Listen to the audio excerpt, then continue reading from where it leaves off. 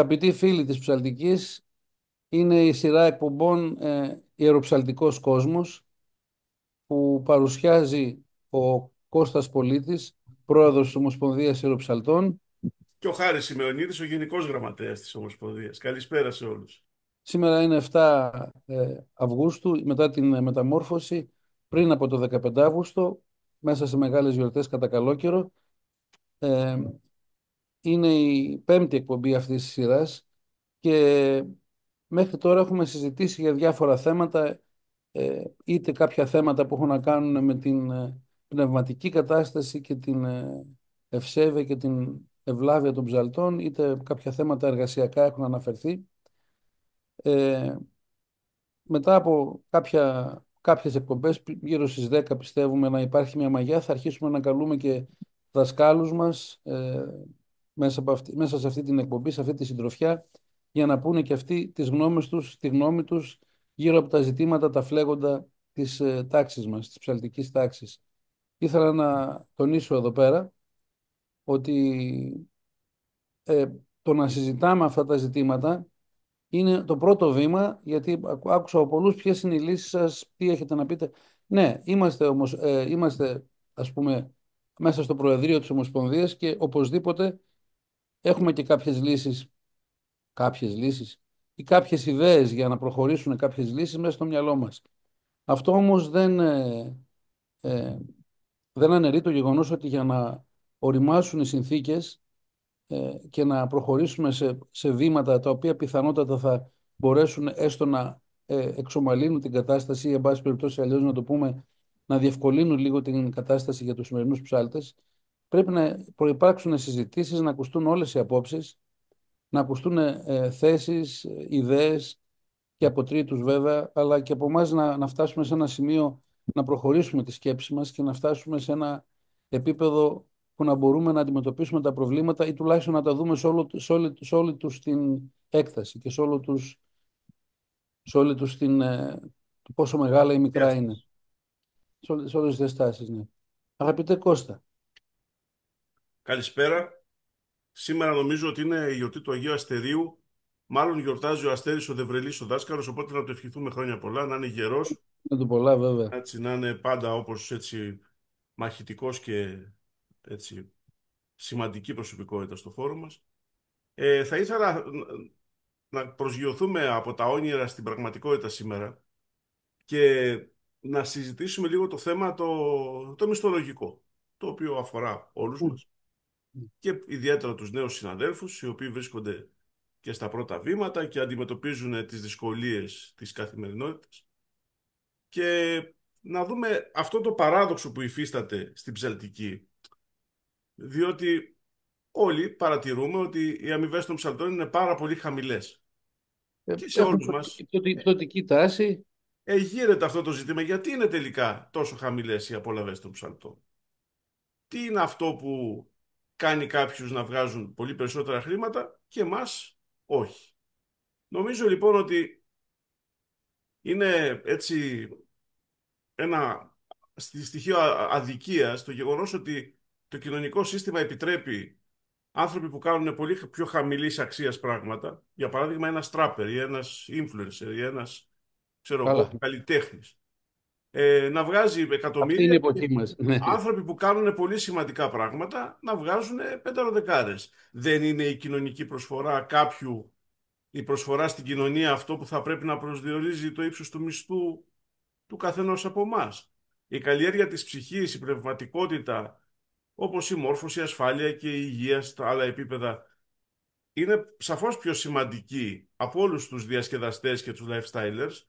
Και όμως βλέπουμε το εξής παράδοξο: ο δάσκαλος, ο πυροσβέστης, ο γιατρός, ο ψάλτης, να αμείβονται πενιχρά, την ίδια στιγμή ο Αντετοκούμπο, η Τούνη, ξέρω εγώ, και ο Σνικ να παίρνουν εκατομμύρια. Για τους περισσότερους από εμάς η αξία της εργασίας είναι κάτι που ενδόμηχα συνδέεται με την έννοια του δικαίου. Όμως, στο η μυαλό έννοια μας. του δικαίου δεν ορίζεται στην οικονομική θεωρία, στην οικονομική επιστήμη. Στην πραγματικότητα, κάποιος ο οποίος θέλει να σπουδάσει οικονομικά, από το πρώτο μέχρι το τέταρτο έτος των σπουδών του σε ένα πανεπιστήμιο θα συναντήσει την έννοια του δικαίου ελάχιστες φορές, και μάλιστα οι περισσότερες από αυτές θα είναι σε μαθήματα τα οποία είναι εκτός του βασικού, ας πούμε, ε, προγράμματος σπουδών. Η έννοια του δικαίου λοιπόν είναι κάτι το οποίο καθορίζεται με βάση την ηθική, και πιο αρμόδιοι είναι οι φιλόσοφοι. Οι οικονομολόγοι τις περισσότερες φορές αποφεύγουν να μιλούν για το δίκαιο και δεν έχουν κανένα πρόβλημα είτε να το αγνοούν επιδεκτικά είτε να προσπαθούν να προσδιορίσουν τις αξίες με άλλα μεγέθη. Σαφώς λοιπόν φαίνεται ότι οι ιερείς μας για τα θέματα αυτά συμβουλεύονται οικονομολόγους και όχι φιλοσόφους.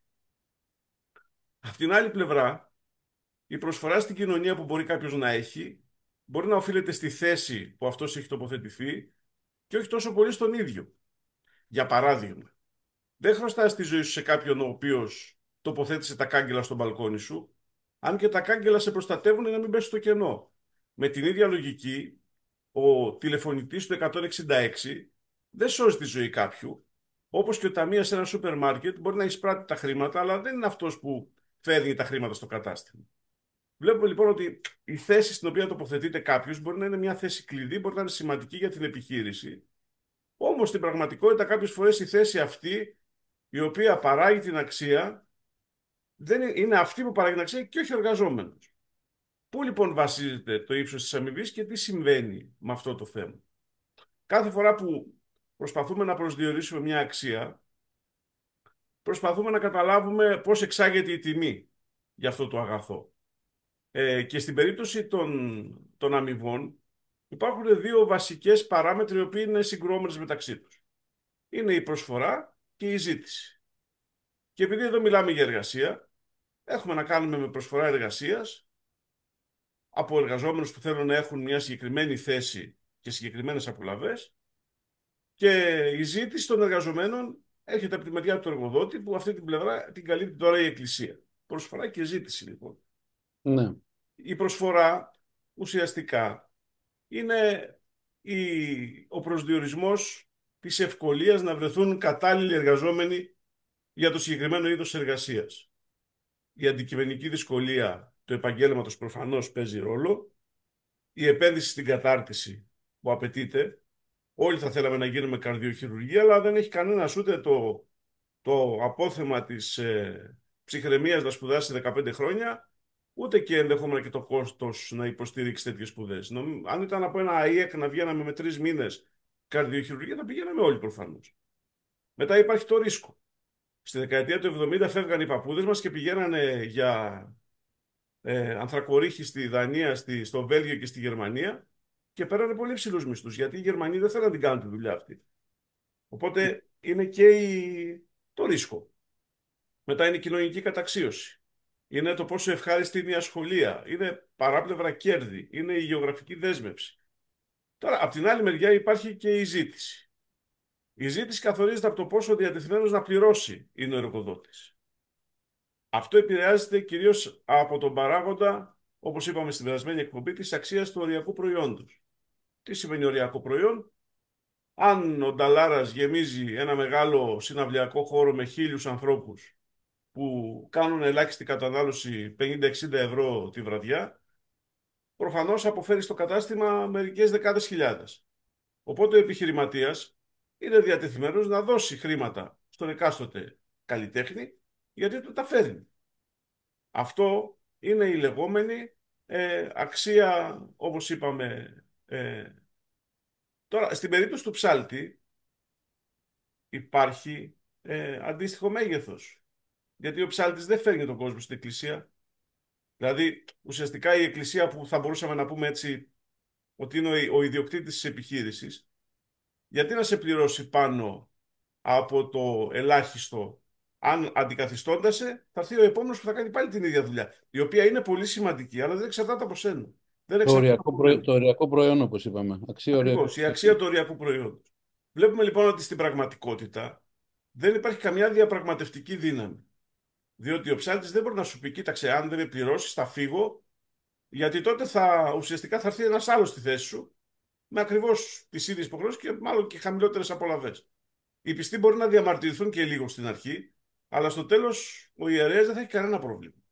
Άρα η διαπραγματευτική δύναμη την οποία έχουμε βάσει της αξίας του οριακού προϊόντος της εργασίας μας, όσο καλύτερη είναι, τόσο μεγαλύτερο μισθό θα είχαμε.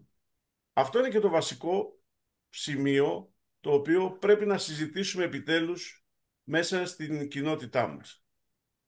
Για να δούμε τι γίνεται με την αγορά εργασίας, όπου η Να ρωτήσω προσφορά και κάτι, η Κώστα, ζήτηση. να ρωτήσω κάτι πάνω σε Βέβαια, αυτό. Και τι, ας πούμε, τα τελευταία 10 χρόνια έχουμε συνεχή πτωτική τάση. Έχει αλλάξει το οριακό προϊόν. έχει Δεν ισχύει. αλλάξει νομίζω και το οριακό προϊόν, γιατί ο κόσμος, όπως είπαμε, έχει απομακρυνθεί Πριν από από την 10 χρόνια ήταν παράδοση. τόσο καλύτερος. Ο κόσμος έχει απομακρυνθεί από την παράδοση, έρχεται παθητικά μέσα στην εκκλησία και δεν σχολιάζει αυτά που βλέπει. Γι' αυτό Πριν και από 10 χρόνια, βλέπουμε. ρωτάω, ήταν καλύτερος ο κόσμος. Γιατί πριν από 10 χρόνια μέχρι τώρα οι μισθοί έχουν πάει στο μισό περίπου. Καταρχάς, πριν από 50 χρόνια, για να τα πάρουμε τα πράγματα με Σίγουρα, πριν από αυτή, 50 χρόνια πιστεύω ότι υπήρχαν δεν άλλε. ήταν ιεροί στο δημόσιο. Καλά, ναι. Οπότε τους ενδιέφερε η ποιότητα του προσφερόμενου προϊόντος, γιατί από αυτή εξάγονταν και η δική τους Ακόμα το αμοιβή. ενδιαφέρει. Ίσως όχι σε τόσο μεγάλο βαθμό και ίσως όχι τόσο μεγάλη πλειοψηφία των ιερέων όπως ήταν παλιότερα. Νομίζω ότι πλέον οι ιερείς οι οποίοι το βλέπουν έτσι με αυτόν τον οραματισμό, όλο αυτό το θέμα, είναι μια πολύ μικρή Πλειοψηφία. μειοψηφία. Μειοψηφία, μικρή, Μια μεγάλη. μικρή μειοψηφία που είναι έτσι Μειοψηφία, ναι. ρέκτες και είναι μερακλείδες και καταλαβαίνουν από αυτά τα πράγματα. Οι περισσότεροι τώρα, ειδικά της νέας γενιάς, καλώς ή κακώς το αντιμετωπίζουν επί τη βάση της οικονομικής θεωρίας που αναλύσαμε νωρίτερα. Το βλέπουν ως προσφορά Ε, και ζήτηση. Γι' αυτό και γυρνάνε και σου λένε ότι αν δεν ψάλεις εσύ θα βάλει την κυρία Μαρία να τα πει. Αυτό τι σημαίνει? Ότι αυτό είναι στο επίπεδο της ευκαιρίας χρόνου. Δηλαδή, σε πληρώνω μόνο για το χρόνο που μου διαθέτεις. Άρα δεν αξιολογώ τίποτα από αυτά που θα προσφέρεις επιπλέον σε αυτή τη διαδικασία. Αυτό λοιπόν που βιώνουμε ως ψάλτες είναι ένα μεγάλο κοινωνικό άδοξο, άδικο και αδιέξοδο πράγμα, όπως είναι για παράδειγμα, ξέρω εγώ, η αξία των διαμαντιών. Τα διαμάντια είναι πανάκριβα. Στην πραγματικότητα είναι άχρηστα. Τι τα κάνουν τα διαμάντια στη ζωή μας? Το νερό από την άλλη μεριά είναι ε, στοιχείο ζωής. Χωρίς νερό δεν ζεις. Όμως το νερό κάνει 50 λεπτάκια το μπουκαλάκι και το διαμάντι κάνει εκατομμύρια. Άρα υπάρχει ένα μεγάλο πρόβλημα για το τι αξίζει και τι πληρώνουμε στην κοινωνία μας σήμερα. αξίες. Και προφανώς οι παπάδες, οι ιερείς το βλέπουν από την οικονομική πλευρά και όχι από τη φιλοσοφική. Γιατί αν το βλέπαν από τη φιλοσοφική, από την πλατωνική πλευρά, θα έπρεπε να αποδώσουν την αξία της προσφερόμενης υπηρεσίας και να την αμείψουν αναλόγως. Αυτό δεν συμβαίνει στην κοινωνία, εν πάση περιπτώσει, στην καπιταλιστική. Δες. Μάλιστα. Αυτό είναι όλο το θέμα. Γι' αυτό και επεξεργαστήκαμε ένα μικρό γράφημα που έτσι εντελώς σχηματικά θέλουμε να δείξουμε αυτό το πράγμα που είπαμε τώρα στους συναδέλφους. Κάτι απογοητευτικό είναι απλώς. Δεν είναι απογοητευτικό κατά ανάγκη, αλλά οπωσδήποτε δείχνει τη δυσκολία της επίλυσης, διότι εναποθέτουμε στην Εκκλησία την ευθύνη επίλυσης ενός ζητήματος, το οποίο βάσει της θεωρίας που προανέφερα είναι κόντρα ρόλος για αυτήν. Διότι η Εκκλησία οφείλει να δει τα πράγματα μέσα από την οικονομική θεωρία, πράγμα που κάνει κιόλας. Και το Σε αυτή δικό την του, περίπτωση το δικό λοιπόν, του συμφέρον. Και αν φτιάξουμε ένα γράφημα που έχουμε την αμοιβή και τους εργαζόμενους, η αμοιβή προφανώς κλιμακώνεται από το ελάχιστο που παίρνουμε εμείς μέχρι το πάρα πολύ που παίρνουν κάποιοι άλλοι στην κοινωνία, και υπάρχει και μια μάζα εργαζομένων. Επειδή οι υψηλά αμοιβόμενοι καλλιτέχνες είναι πολύ λίγοι, εκεί λοιπόν υπάρχει ουσιαστικά ανελαστική διαπραγμάτευση. Δηλαδή είμαστε λίγοι και θα πάρουμε όσα ζητάμε για να υπάρχετε. Αυτή είναι η λογική των λίγων. Αντιθέτως, σε μια, ας πούμε, γι' αυτό και κλιμακώνεται πάρα πολύ η προσφορά και η σχέση αμοιβής προσφοράς. Δηλαδή η γραμμή που έχουμε για τους καλλιτέχνες είναι μια γραμμή που είναι κάθετη προς τα πάνω. Αντιθέτως, η προσφορά των ψαλτών είναι μια γραμμή που κλιμακώνεται ελάχιστα και μπορεί να πάει από το ελάχιστο μέχρι το πάρα πολύ λίγο, ακριβώς για το λόγο ότι οι ψάλτες είναι πάρα πολλοί και ουσιαστικά η ζήτησή τους συναντάει σε πολύ χαμηλά επίπεδα. Γι' αυτό και αυτό το σημείο Α και το σημείο Β, αν ορίζαμε ας πούμε τη ζήτηση με έναν ενιαίο τρόπο στην κοινωνία, θα βρει πολύ ψηλά τους καλλιτέχνες και πολύ χαμηλά τους ψάλτες. Αυτός είναι και ο λόγος λοιπόν που οι αμοιβές των ψαλτών είναι πολύ χαμηλές. Δεν χρειάζεται να το αποδίδουμε ούτε στη μεταφυσική, ούτε στους ονειροκρίτες, ούτε σε άλλα πνευματικά ζητήματα. Η ουσία είναι αμιγώς καπιταλιστική. Κάνουμε πράγματα πολύ, τα έχει μικρή ανάγκη ο εργοδότης μας, όχι αυτό που κάνουμε, εμάς που το κάνουμε. Γιατί είναι πανθομολογούμενο από την πλευρά της Εκκλησίας ότι, και το μονολογό κλείνω τώρα, Χάρη, για να πεις και εσύ την άποψή σου, ότι όλοι λένε τι σημαντική που είναι η βυζαντινή μουσική. Το λένε όλοι, από τους επικεφαλείς, από τους προκαθημένους μέχρι τους τελευταίους παράγοντες του εκκλησιαστικού συστήματος. Όλοι εκφράζουν την άποψη ότι είναι πάρα πολύ σημαντική η Βυζαντινή. Για τους ψάλτες δεν είναι το ίδιο. Συχνά ούτε μας κατονομάζουν. Δηλαδή περνάμε στην αφάνεια, στην ανυποληψία, στα αυτό που λέω εγώ υπολοιπόμενα του καταλόγου. Οπότε αυτό είναι το πρόβλημα. Ότι κάνουμε κάτι σπουδαίο, αλλά η θέση είναι αυτή που παράγει τον πλούτο και όχι ο υπάλληλος, όχι ο εργαζόμενος. Πώς θα μπορούσαμε αυτό να το αντιπαρέλθουμε, να το αντικρούσουμε, να το... Είναι ένα μεγάλο ζητούμενο της εποχής μας, το οποίο δυστυχώς δεν μας απασχολεί. Επειδή και εγώ, ας πούμε, σκρολάρω στα κοινωνικά δίκτυα, βλέπω ηχογραφήσεις επί ηχογραφήσεων, παρατηρήσεις επί παρατηρήσεων, σχόλια επί σχολείων για την ποιότητα του ποδοσφαιρικού, του ψαλτικού λειτουργήματος, αν η πάσα πήγε ίσια, αν το φάλτσο ήταν δεξί-αριστερό, αλλά για την ουσία της αποτίμησης αυτού που κάνουν δεν υπάρχει καμιά συζήτηση. Δεν Άρα υπάρχει. υπάρχουν δύο τινά. Ή έχουμε επαναπαυθεί και έχουμε πλέον συμφωνήσει μέσα μας ότι δεν πρόκειται να βγει τίποτα από όλα αυτά, ή πρέπει να κάνουμε την κουβέντα σε άλλο επίπεδο. Τι λες κι εσύ? Εγώ πιστεύω ότι γενικά η ψυχολογία, η φυσιογνωμία των ψαλτών έχει μέσα της μεγάλα στοιχεία μυρολατρείας.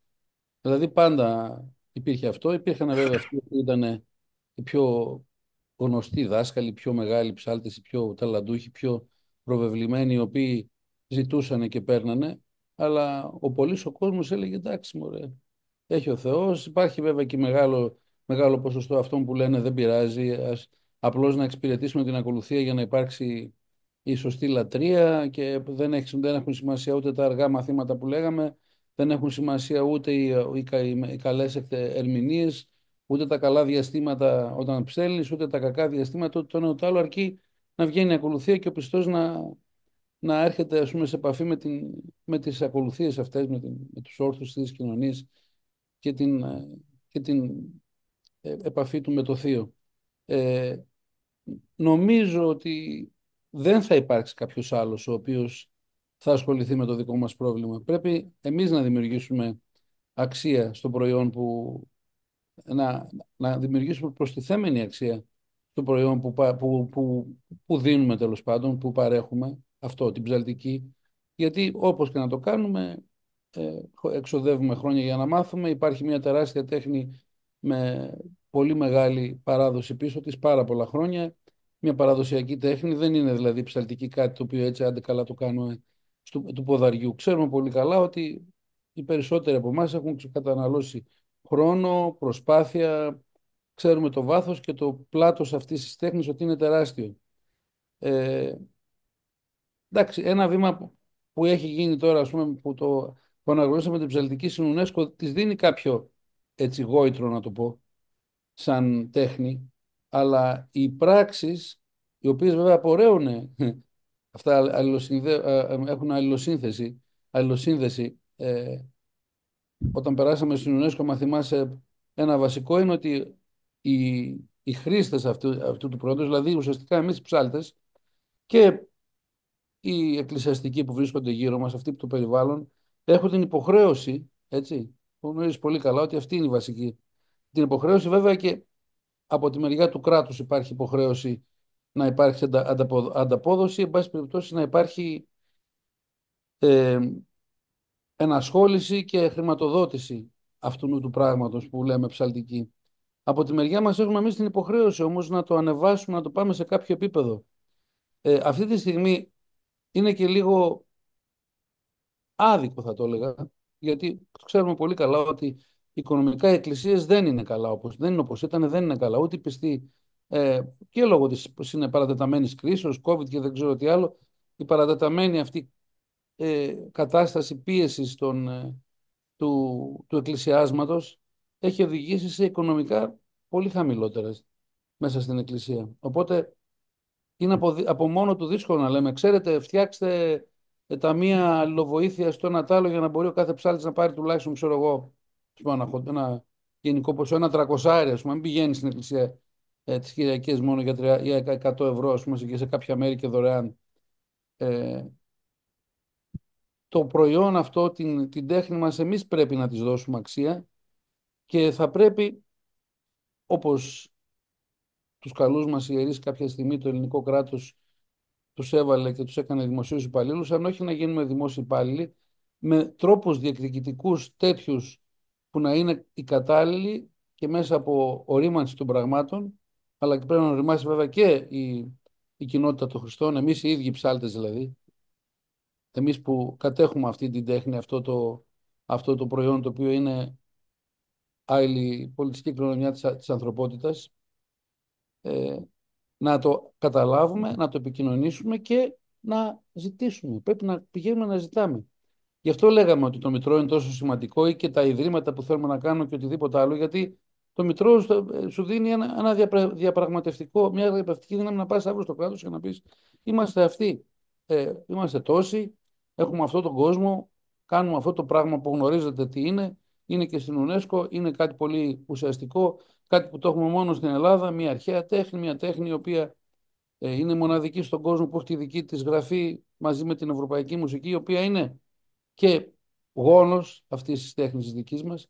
Είναι μια μεγάλη ιστορία δηλαδή, ένα μεγάλο αφήγημα όπως συνηθίζουμε να λέμε, το οποίο πρέπει να παρουσιαστεί στην κοινωνία και φυσικά στους κρατικούς φορείς εννοείται, ώστε να μπορέσει η δική μας η εργασία να λειτουργήσει με μια μορφή πλέον περισσότερο επιδοτούμενη θα το έλεγα. Κάπως έτσι, τέλος πάντων, να υπάρχει χρηματοδότηση.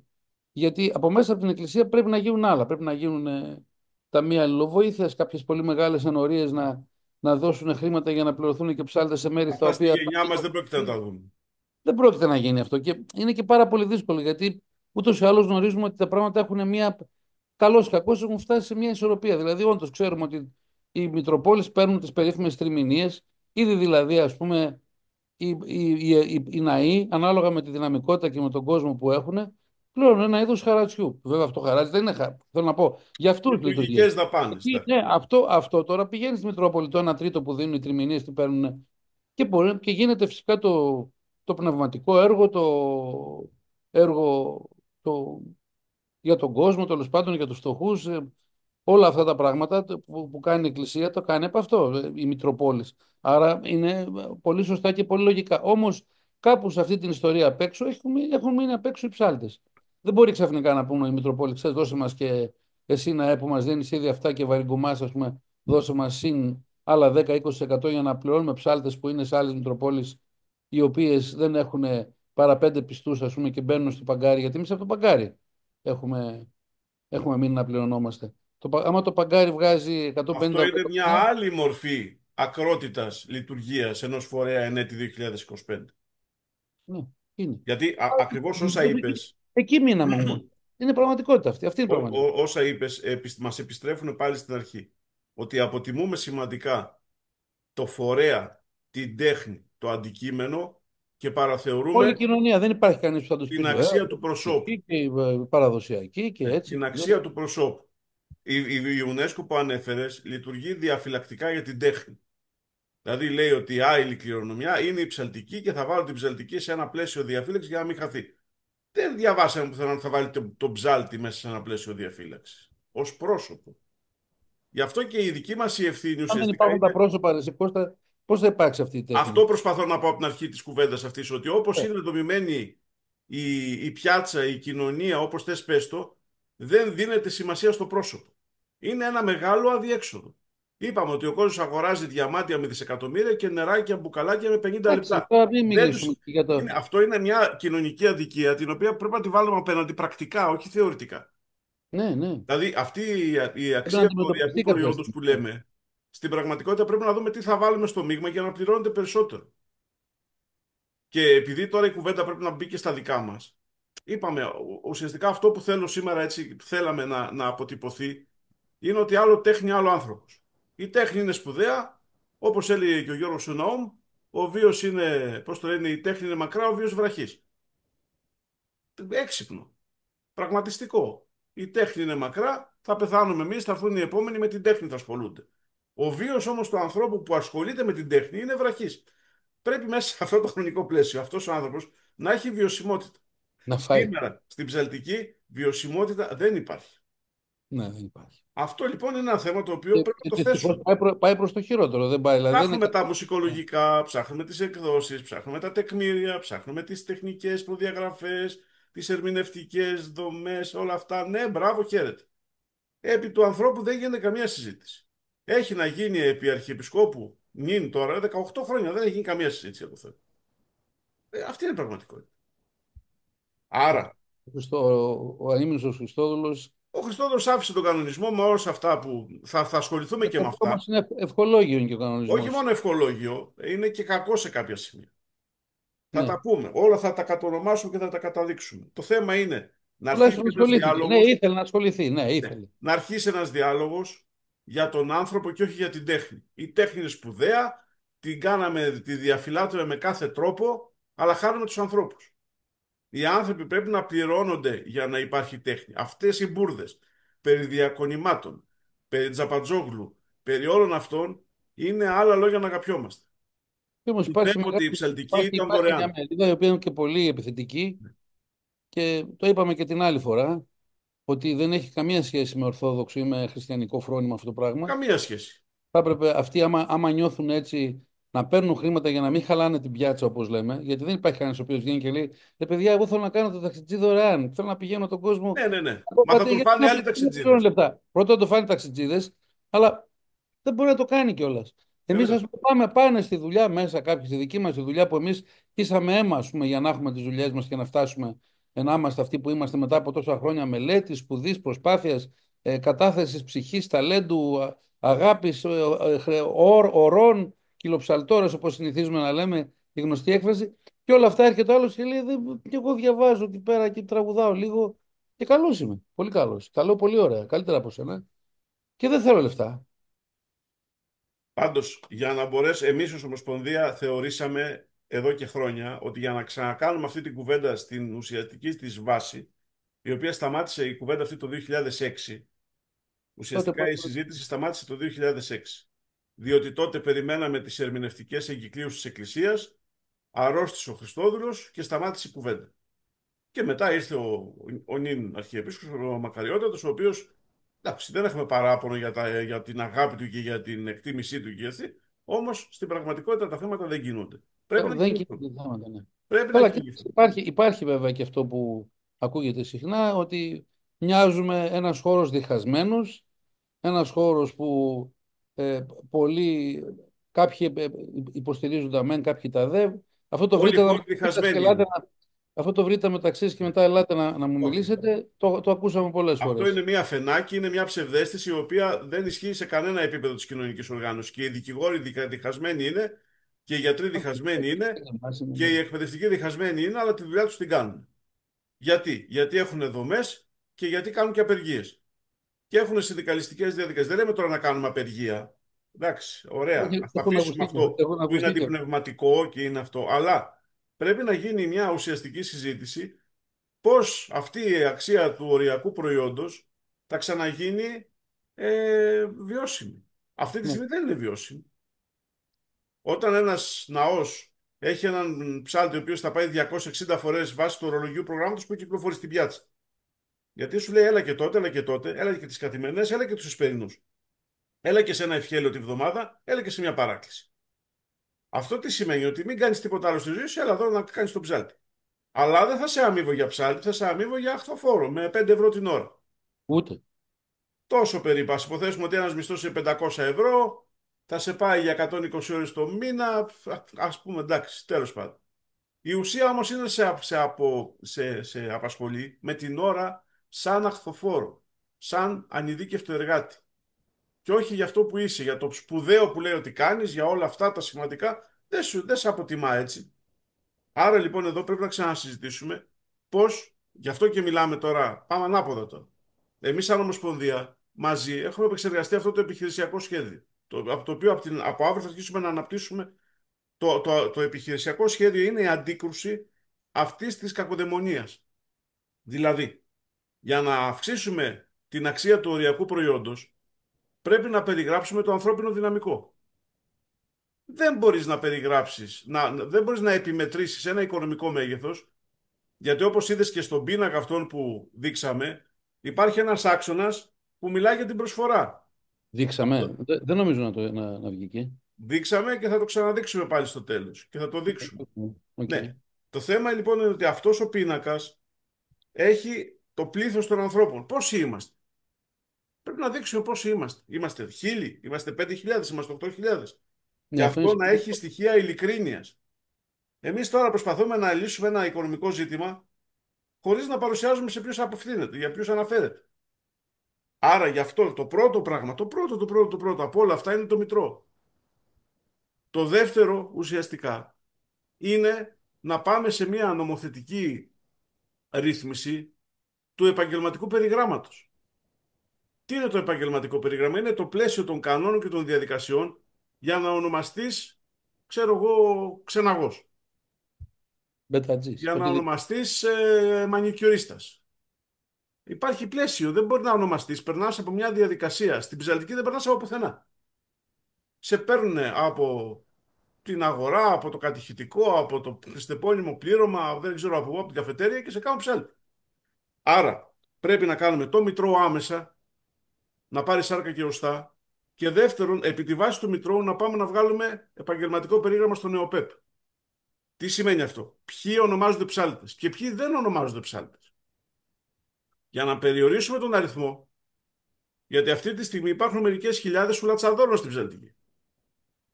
Υπάρχουν 1.000-1.500 ψαλτάδες που στέκονται, που ξέρουν να διαβάζουν και καταλαβαίνουν 5 πράγματα.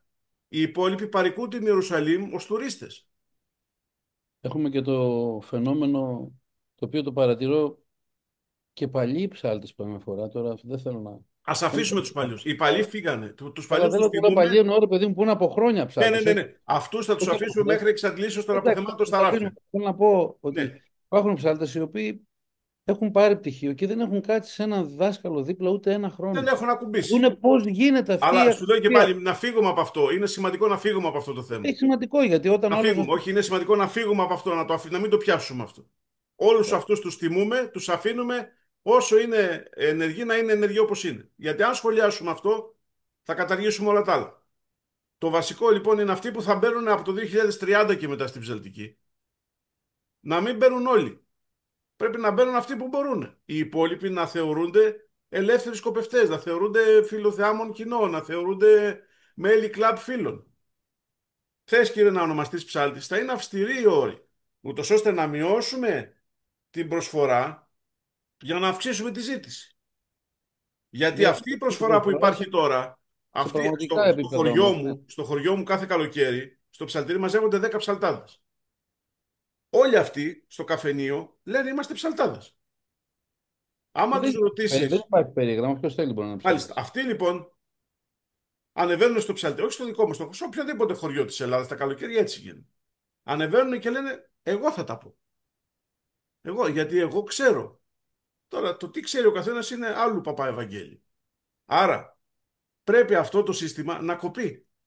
Για να λέγεσαι ψάλτης πρέπει να είναι το ίδιο αυστηρό με το να λέγεσαι μηχανικός, με το να λέγεσαι δικηγόρος. Τελειώνει ένας φοιτητής Δεν στη έχω δει κανένα νομική γιατρό να πηγαίνει μόνος του και να λέει είμαι γιατρός από σήμερα και γιατί. αν λέει ότι είναι γιατρός τον πάνε μέσα. Πρέπει να υπάρχει αρχή αποδόσεως επαγγελματικού δικαιώματος. Αυτή είναι μεγάλη ιστορία που Άρα συζητάμε. δύο πράγματα αφήνουμε σαν παρακαταθήκη από τη σημερινή κουβέντα. Το Μητρό, να δούμε πώς είμαστε. Το Μητρό το φτιάχνουμε χωρίς προαπαιτούμενο. Λες ότι είσαι ψάλτης, ανεβαίνεις και εσύ, είσαι από το καφενείο του Και φυλάκου. φυλακόλουθος να είσαι και να Μάλιστα. κάθεσαι γύρω. Μπες και γράψου. Κανόναρχος. Ναι. Κανόναρχος. Δομέστικος. Μπες και Δομέστικος. γράψου, τουλάχιστον να ξέρουμε πώς είμαστε σήμερα. Και μετά να πάμε να συνεννοηθούμε με την Εκκλησία, να φτιάξουμε ένα σύστημα ονοματοδοσίας, δηλαδή αποδόσεως επαγγελματικού δικαιώματος. Να ξέρουμε ότι στην Ελλάδα έχουμε 1.500 ψάλτες. Πόσες είναι θέσεις? 5.500. Έχουμε 4.000 θέσεις κενές. Μάλιστα. Αυτό είναι ένας πραγματισμός. Το να λέμε ότι έχουμε 10.000 ψάλτες και να μην έχουμε καμία θέση ή να είναι όλους υπαμοιβόμενους δεν λέει τίποτα. Άρα, για να αυξήσουμε την αξία του οριακού προϊόντος και για να έχουμε σχέσεις υγείας μεταξύ προσφοράς και ζητήσεως που θα οδηγήσουν σε μια αξιοβίωτη ψαλτική και σε ένα επίπεδο αξιοπρέπειας όσους ενασχολούμαστε με αυτήν, πρέπει να αρχίσουμε να συζητάμε και αυτά τα θέματα και να αφήσουμε τη διαδικασία της συζητήσεως στο καφενείο περί ύφους, περί ήθους, περί αυτό, όλα αυτά καλά είναι, αλλά δεν, στην πραγματικότητα φασολάδα στην κατσαρόλα δεν βάζουν. Και χωρίς φασολάδα, οι επόμενοι ψαλτάδες που θα μπουν μέσα θα είναι ψόφιοι. Δεν θα υπάρξει. Εγώ πιστεύω ότι μέσα μου, δυστυχώς, πιστεύω, αγαπητέ Χάρη, ότι είμαστε οι Όλοι το πιστεύουμε. τελευταίοι. Όλοι το πιστεύουμε. Αυτό πρέπει να το αποτρέψουμε εμείς. Όλοι έχουμε μια μεγάλη αισιοδοξία και βέβαια κανείς δεν θέλει να κάνει κάτι. Και Εμείς δυστυχώς θέλουμε. υπάρχει και το άλλο, έτσι, μην Εμείς ξεχνάτε. θέλουμε.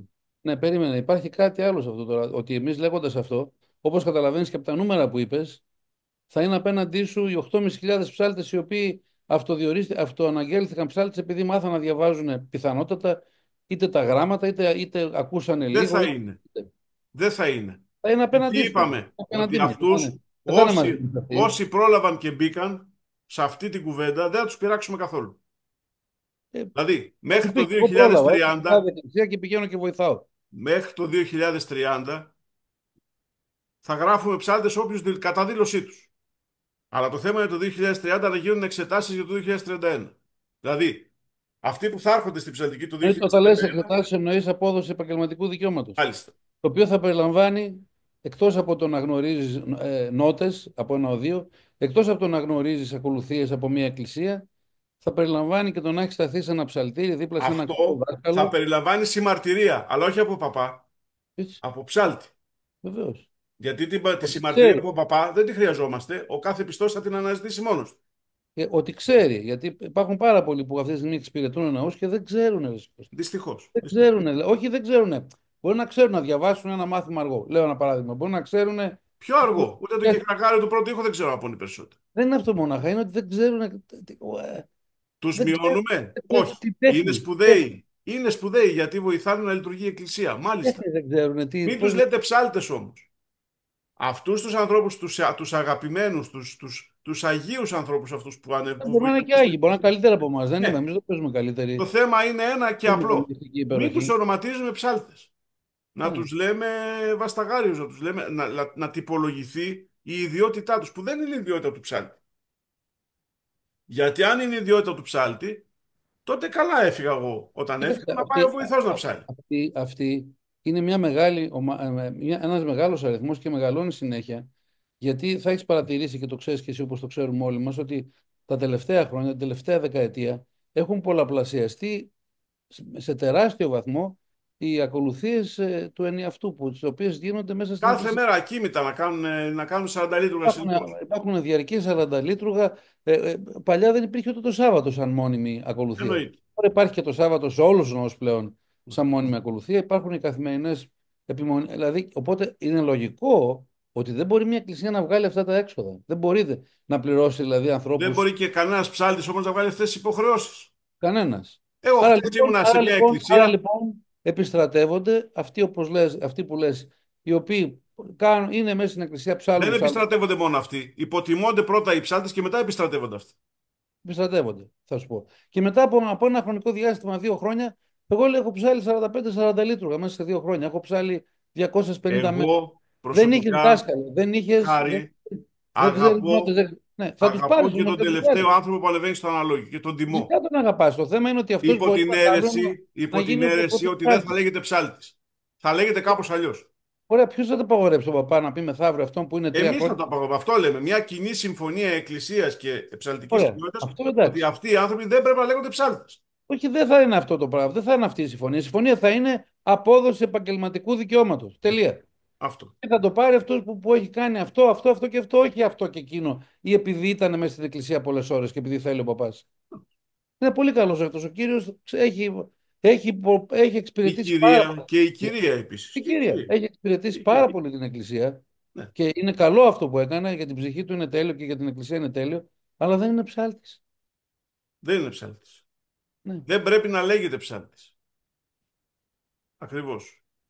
Ε, Νομίζω ότι σε αυτές τις δύο εκπομπές βάλαμε μία ελάχιστη βάση διαλόγου, αφενός μεν για την αξία του οριακού προϊόντος που πρέπει να διαμορφώσουμε σε συνθήκες βιωσιμότητας, για τον επανακαθορισμό των σχέσεων προσφοράς και ζήτησης, απομονώνοντας όλους αυτούς οι οποίοι δεν είναι ενεργά μέλη της ψαλτικής κοινότητας, απλά αλλοιώνουν τους δείκτες, γιατί όταν σε μια κοινότητα 3-4 χιλιάδων ανθρώπων παρισφύουν άλλοι 15, πάβει αυτή να είναι κοινότητα και γίνεται αγέλη μετά, γίνεται μπάχαλο.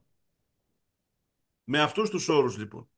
Από την επόμενη εκπομπή θα αρχίσουμε να συζητάμε πώς σκέφτεται η Ομοσπονδία όλα αυτά, γιατί έχουμε επεξεργαστεί εδώ και χρόνια ένα συντεταγμένο τρόπο που μπορεί να μην φαίνεται ακόμα, αλλά έχει αρκετά πράγματα στη σκέψη του. Και έχει Το, πολεμηθεί πολύ.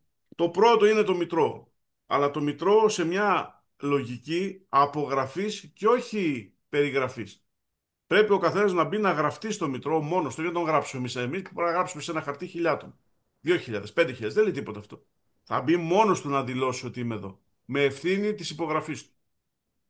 Από αυτό θα ξεκινήσει μια σειρά διαλόγου που πρέπει να κορυφωθεί και με την Εκκλησία και με το κράτος, στη βάση του σεβασμού της βυζαντινής μουσικής ως κληρονομιάς, αλλά και στη βάση του σεβασμού των ανθρώπων ως ελεύθερων ανθρώπων που δεν θα καταπατώνται από δίθεν εκκλησιαστικοφανείς όρους τύπου κατώτερου κληρικού και κατώτατου και ανειδίκευτου και όλα αυτά τα παραμύθια της Χαλιμάς, τα οποία προσβάλλουν και την αξία των εκκλησιαστικών τίτλων. Στην πράξη, όταν ένας ονοματίζεται κληρικός με οποιαδήποτε επίφαση και δεν έχει κανένα δικαίωμα, Χωρίς πάντοτε καν αυτό, χειροκρισία, η τίποτα, ναι. έννοια του κληρικού συνδυάζεται με τη δουλοπαρικία. Δηλαδή έχω ανθρώπους οι οποίοι δεν έχουν κανένα δικαίωμα στη ζωή τους και τους δίνω και το δικαίωμα και τον όρο του κληρικού. Σε Και στο καμία καθόλου. κοινωνική οργάνωση δεν ισχύει αυτό. Ούτε στη μοναστική ζωή υπάρχει, γιατί υπάρχει κοινόβιο με στη μοναστική ζωή. Όλοι έχουν τα ίδια δικαιώματα, όλοι τρώνε από τον ίδιο κορβανά, τρώνε από το ίδιο κατσαρόλα. Εδώ έχουμε παιδιά και απόπεδα. Αυτός ο διάλογος λοιπόν πρέπει να επιταθεί, να ενταθεί και είμαστε εδώ κάνοντας πάντα και τις απαραίτητες αναφορές στην ταμπακέρα που θα εξακολουθήσουμε να τις κάνουμε. Τις, και τον Ονειροκρίτη θα ξαναβάλουμε κάτω στις επόμενες εκπομπές, αλλά ένα-ένα. Τώρα να βάλουμε αυτά τα κρίσιμα, να ανοίξουμε το διάλογο. Έτσι δεν είναι, Χάρη? Βεβαίως. Νομίζω Έτσι. ότι αυτά τα πράγματα πρέπει να ακούγονται, πρέπει να υποθούν, πρέπει να βγουν σε κοινή σκέψη και Επόαση και αναλύση. προβληματισμό και διάλογο. Προβληματισμό, ναι, ώστε αν μπορέσει να γίνει κάτι να γίνει. Γιατί μπορεί να φτάσουμε μια στιγμή και να πούμε πια είναι αργά, αγάπη μου παλιά. Έτσι. Τώρα είναι αργά. Να Γιατί να μην καληνυχτήσουμε τους χάσουμε, φίλους να μην μας. χάσουμε αυτό το διαμάντι, αυτό το θησαυρό, τον έχουμε περιγράψει με 1.000 τρόπους και είναι. Δεν είναι ψέματα. Μπορεί να Το ακούγεται, αλλά διαμάντι είναι η τέχνη, είπαμε. αυτό ναι, Δεν είναι. μας ενδιαφέρουν τα διαμάντια. Θα Μας χαθεί και η τέχνη. ενδιαφέρουν Γιατί οι αν δεν άνθρωποι. υπάρχει, ναι, αν δεν υπάρχουν αυτοί οι άνθρωποι, οι περίφημοι ψάλτες, και Ναι. γίνει η κατάσταση, μια κατάσταση Δεν θα εξυπηρέτηση, υπάρχει και διαμάντι μετά. δεν θα υπάρχει και διαμάντι. Εννοείται. Για και αυτό το ίδιο πράγμα λέμε. Ακριβώς. Ακριβώς. Λοιπόν, Λοιπόν, μην κρατήσουμε άλλο τους φίλους καληνυχτήσουμε, μας, γιατί έχει όχι. και καλοκαίρι, να βγουν για καμιά έτσι Να διασκέδαση καληνυχτήσουμε λοιπόν τους και λίγο φίλους προσευχή για αύριο. που τυχόν θα μας ακούσουν. Ευχές σε όλους λοιπόν. Καλή Να αυριανή. προβληματιστούμε όλοι και ο καθένας ό,τι μπορεί να καταθέσει. Εδώ είμαστε Έτσι. να τα Αναμένουμε υποδείξεις, παρενέσεις και συμβουλές. Και ακριβώς. ευχαριστίες σε όλους όσους παρενέβησαν στις προηγούμενες εκπομπές. Ευχές σε όλους. Καλό βράδυ. Και σε Γεια και όλους καλό χαρά. βράδυ. Όλα για κοντά Γεια μας. σας.